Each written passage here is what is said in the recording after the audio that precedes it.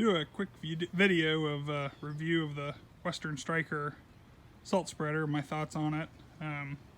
This will be our second season using it. I bought it about the second or third snow of last year. I was using a tailgate spreader and I was spreading about 1.5 pallets of salt to 2 pallets every storm, and it just got to be too much. So I went and picked this up from my dealer. If you live in West Central Illinois and you need a good dealer, Gray Bros Lawn Care, they'll take good care of you.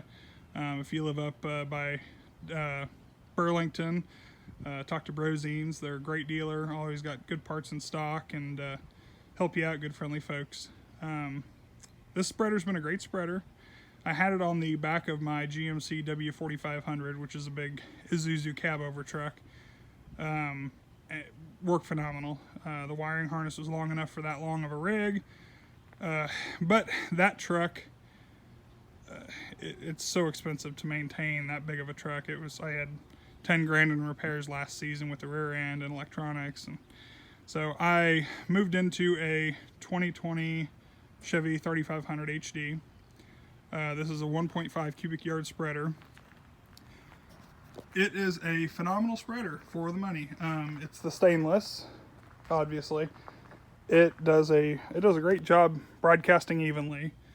I always leave my chute fully open so I get a full spread. You can dial the thing in precisely how you want it. If you want to blow salt out, you can lift the lift gate high up. I usually just run it, a little ways out, and I'll show you that here in a second. And I run my pattern on full width, and I run my chain auger. That's usually how I dictate, depending on how much ice there is, how fast I want the feed to go. The nice thing about the Western spreaders, if you want the dump, you can pull your spreader box off. The motor and belt are in here. There's a grease zert there, and then there's one on the bottom down here. Keep those suckers greased, because I spent the better part of 5 hours getting them off and changing them this year, and it sucked when all I needed to do was grease it. It would have saved me a lot of time and probably $75 worth of bearings. The one thing I don't like about this spreader, and Western probably knows about it, maybe it's just my spreader, these pins go in real hard. Like, you got to push into the thing super hard. I did drill this one out just a touch, made it a little bit better. It's still kind of finicky though. You got to really push on it and kind of jam that pin in. If you don't have this box closed, there's a magnet right here that will throw a default code to your computer cab controller where it won't let you do anything. With this open, I can, however, operate the chain feed by pushing the conveyor button on each side. I can't do that one-handed, and I don't have a fancy-dancy GoPro with a head mount or anything. But you can unload yourself, which I did the other day into a super sack that I cut the top off. I had probably 20 bags or so in there, and ended up cutting the top off and unloading into a super sack. It was simple, easy, everything went well. I have this spreader bolted down to a skid that I built myself. It's 4x4 long runs, 2x6 treated crossbars, and then there's some on the bottom. Reason for that way I can take it in and out with the forklift easier without damaging the spreader. It's pretty quick. The harness is, it's big. I've got huge hands, and the harness is as big as my thumb. It's really heavy duty. It's well wrapped. Runs down along the frame and up over the frame of my truck to the front. Not going to get into that. That's pretty simple stuff. If you're installing a spreader, you should know. But overall, this spreader has been phenomenal. It's done its job, other than the bearings failing and having to push kind of hard to get that pin in. It's a great spreader for the money. I'm a big Western fan. That's all I run is Western products. they don't pay me anything to say this, but I've had too many horror stories of other people with other brands that's what I first bought, and that's what I've stuck with, and it really hasn't failed me.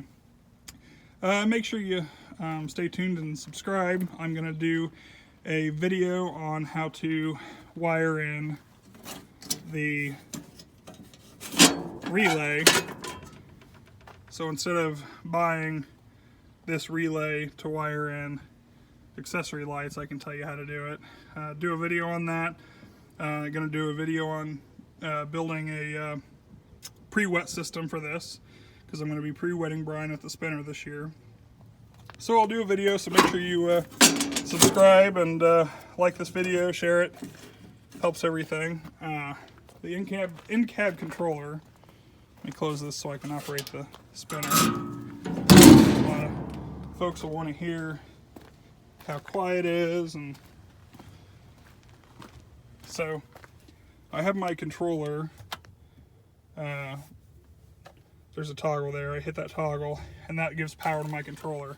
What that does is it stops me from being an idiot and hitting a button going down the road or anything. This control module is going to get mounted up somewhere in here, as well as my plow controller and my rear blade controller and brine sprayer and all that good stuff.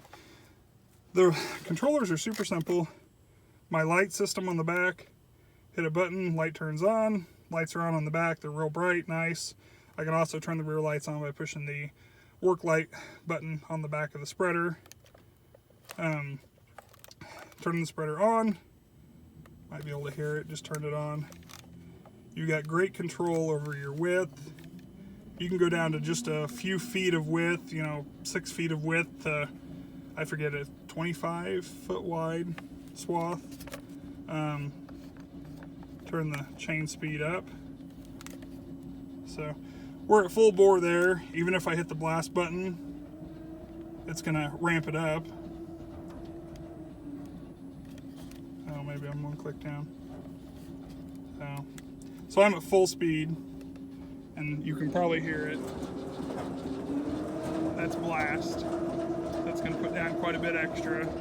It's my favorite little function because I'll be running at my normal speed when I'm in front of a store or in a handicap ADA parking area. I'll blast down more salt just for customer safety. It gives me really good control. You also have your vibrate button, which I don't use or need the vibrate function, the strobe function, and the pre-wet. The pre-wet, if you have it turned on, it will automatically turn the pre-wet pump on every time you turn your spreader on and off, so you don't got to worry about hitting the second button. Real convenient. I'm going to get that wired in hopefully this week. Doing a whole complete DIY build on that, so it ought to be kind of nice to share. I'll get that all wired in and show you folks.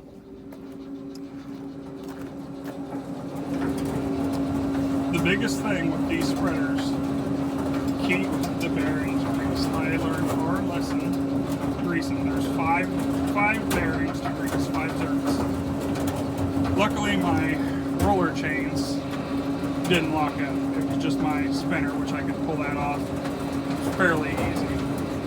The other thing that is kind of a pain with this spreader is you do lose, when you run, I don't know, a ton of salt through it or a ton and a half of salt through it, you will lose 2 or 3 bags, maybe at most, out of here. It will fall out. I don't think there's really any way of stopping it, but it's kind of something that I would like to see a little bit better done by Western. But I don't know if other manufacturers do that. Let me know in the comments if your other brands do that. It's a very quiet motor. When you're in the cab and you're driving, you can't even tell it's on. You have to look and see if you're actually spreading. But very nice, well-built unit. The work light function's nice.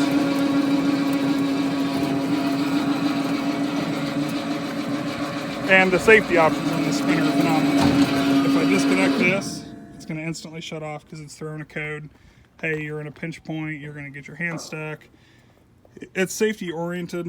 I don't like that you have to push both conveyor buttons at the same time.